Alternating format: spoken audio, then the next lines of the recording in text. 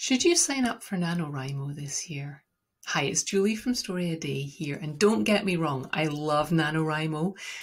We've collaborated on a bunch of stuff. I consider them friends, but what I really want to ask, I know at this time of year, everybody starts talking about NaNoWriMo and it can become this big thing hanging over you. Like if you're not participating in NaNoWriMo, then you're not a real writer.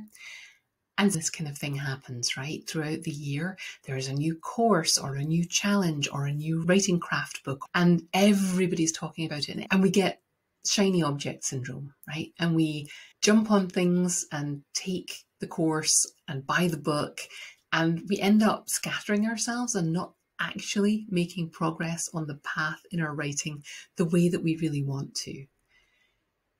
But sometimes these things are great. Sometimes a course is great. Sometimes a challenge is great. Sometimes, you get it? How do you make the decision? I've written you an article all about that.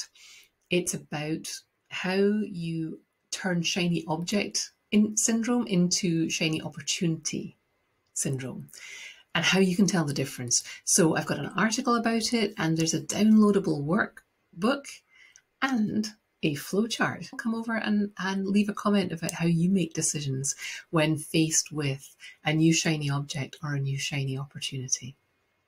Keep writing.